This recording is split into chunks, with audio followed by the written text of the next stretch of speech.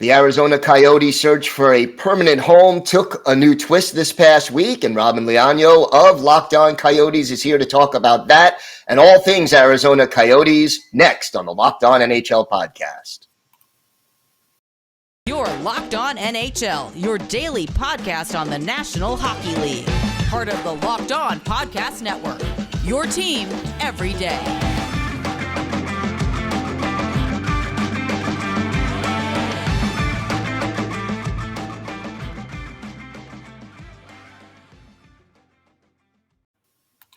And welcome back to the Locked On NHL podcast. Gil Martin, so glad to be with you here on this Monday as we talk all things NHL. We want to thank you for making Locked On NHL your first listen every day. We are free and available on all platforms. Today's episode is brought to you by BetOnline. BetOnline has you covered this season with more props, odds, and lines than ever before. BetOnline, where the game starts. My pleasure to welcome back to the show the co-host of Locked On Coyotes, Robyn Leano. And Robyn, big news for the Coyotes this past week, and here's an organization that could use a little good news, so let's hear it. Yeah, absolutely. I think a lot of us here in Arizona are taking, like a very short sigh of relief here as the Tempe City Council convened on Thursday for a very long meeting. It was an 8-hour long meeting as they discussed the Arizona Coyotes proposal to build a development in their city. And this vote was just to bring into negotiations, just to start negotiations.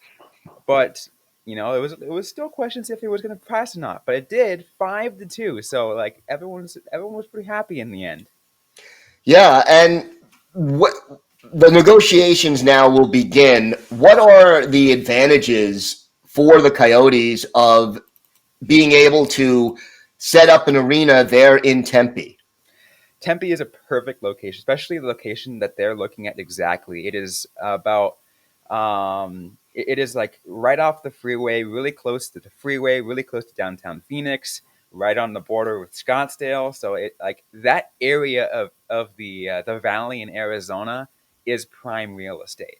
That's where all the hockey fans are. You're going to have people flooding in. There's a downtown bar district of Tempe, not too far away, Mill Avenue, so people can be flooding in from there. It is right next to Arizona State. You could not think of a more perfect location. Glendale at the time seemed like it was great, 19 years ago. This beats it by far and away, different worlds. And what kind of timetable? Well, okay, before we get to that, what else goes along with the arena in this proposal? How does this look? So it's, of course, going to be the arena, and it's going to have shops, like boutique shops, a hotel, parking garages, affordable housing apartment complex. It's a full-on, again, it's a massive development, almost $2 billion that's being privately funded by the Morello Group, by the way.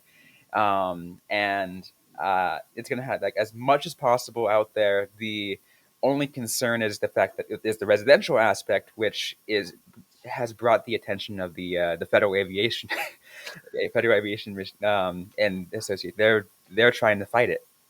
Why? On what basis? It is within 10,000 feet of the airport and within its noise contour, apparently. So it's going to create, obviously, a lot of sound. So it's it's just not safe.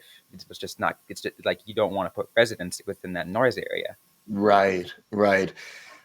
As far as the Coyotes organization is concerned, what would this deal mean for them going forward as far as revenue is concerned and as far as staying in the desert is concerned? Well, it's it will bring a lot to them again, because they will get a massive bit of the revenue from everything that happens. Again, the Morello Group's putting so much forth there, all the games, based on its prime location. Plus, there's a few other aspects to this. I think Commissioner Gary Bettman was actually zoomed in to the city council meeting as part of the Coyotes presentation, and said that he fully supports this project. And if they do it, he promises that the Coyotes will get an NHL All-Star game and an NHL draft down the road when it gets finally built. And once it does, the Coyotes will be locked into a 30-year non-relocation deal. Yeah, that is more stability, I think, than the team has had since they arrived. So that would be indeed very big. We know next year the Coyotes will be playing in a much smaller arena, a college arena that's being converted. How, if at all, is that affecting their ability to spend money this offseason? I'm trying to. I'm not sure too much of how much it is for them to spend money. I know like it's gonna be a lot tighter. They already put in a lot of money to build to help help the upgrade the ASU facility, right? I think Alex Morello's group put up $20 million just to make it NHL ready, right? So they're already putting a lot of money on that aspect, but um, they are going to be very limited to what they do because a lot of the ad decisions and other revenue decisions go straight through through the university first, and not to the Coyotes. So that might be a little more difficult on that side. And as far as their ability to spend on free agents or bring in, highly paid players, they might just try to hit the floor at this point. I mean, because they're in no place to compete still. They're still going to be on the full-on tank. I'm a full believer that they're going to be on that hashtag tank hard for Bedard for next year. I mean, they didn't didn't win the Shane Wright sweepstakes this year, so let's just move on to next year for them. And again, they're in no rush to do it, so might as well just not worry about it. And then once they're back on their feet, then they were willing to spend the big bucks. As far as the draft goes this year, any idea what position group maybe that the Coyotes are focusing on the most? I think at this point it's whatever whenever each of their picks comes up, it's just whatever's next best available because they're deficient in every position. They need forwards, they need defensemen, they need goalies, they need absolutely everything. I mean, is there, you talked about them looking to tank in a certain way, but as far as putting a roster together, what area do you think they'll emphasize first? I think they'll focus on defense first because this last year, half of their defense got injured and they called up all the guys from the Tucson Roadrunners. They're 90% of their defense was Tucson Roadrunners players, and they don't want to do that again. They want to help those guys develop, so they want to try to find new guys and whatever, and just keep replenishing as much as they can, because it's a very that's the most deficient. I think that's what they are right now. And you hear a lot of people get cynical about the Coyotes and them staying in Arizona. Hockey shouldn't be there. Blah blah blah blah. How do you answer those critics? What do you say to them about the fan base, the organization, and its future? I first go look, the Coyotes were put in a terrible position moving to Glendale in the first place. I think that was in a way setting up for failure. Yes, at the time it looked like a good deal. It wasn't, and they understood that. But now they know where they're moving. They know that's where all the fans are. And those that say hockey doesn't belong in the desert, you're completely wrong. Look in the Scottsdale side. That is a haven for potential future NHL superstars. It just developed, one of the greatest American-born hockey players in Austin Matthews. Developed a new prospect also in the Toronto Maple Leafs organization, and Matthew Nyes. It's just pumping out, hockey greats. Lindsey Fry, one of the first female Olympic athletes coming out of Arizona. Hockey belongs in Arizona. All right, Robyn, why don't you let our listeners and our viewers know where they could find the podcast and where they could find you on social media? Yeah, absolutely. You can find our podcast on pretty much wherever you get your podcast, Apple, Google, Spotify, even on YouTube.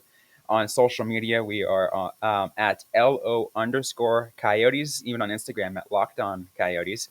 I'm personally at Robyn_Leano. It's Robyn with a Y _Leano. All right, Robyn, always a pleasure to have you here. Thanks for joining us today. Of course. Thanks, Gil.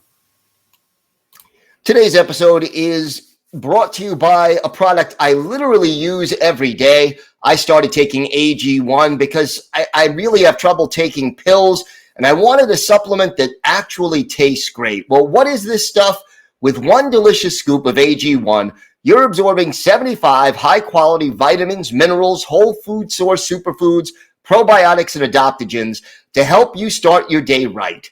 This special blend of ingredients supports your gut health, your nervous system, your immune system, your energy, recovery, focus, and aging. All these things. And it's lifestyle friendly, whether you eat keto, paleo, vegan, dairy-free, or gluten-free. It contains less than 1 gram of sugar, no GMOs, no nasty chemicals or artificial anything, while still tasting great. And it costs you less than $3 a day. You're investing in your health, and it's cheaper than your cold brew habit. Right now, it's time to reclaim your health and arm your immune system with convenient daily nutrition. It's just 1 scoop in a cup of water every day. That's it. No need for a million different pills and supplements to look out for your health. And to make it easy, Athletic Greens is going to give you a free 1-year supply of immune-supporting vitamin D and 5 free travel packs with your first purchase. All you have to do is visit athleticgreens.com/NHL Network. Again, that's athleticgreens.com/NHL Network to take ownership over your health and pick up the ultimate daily nutritional insurance.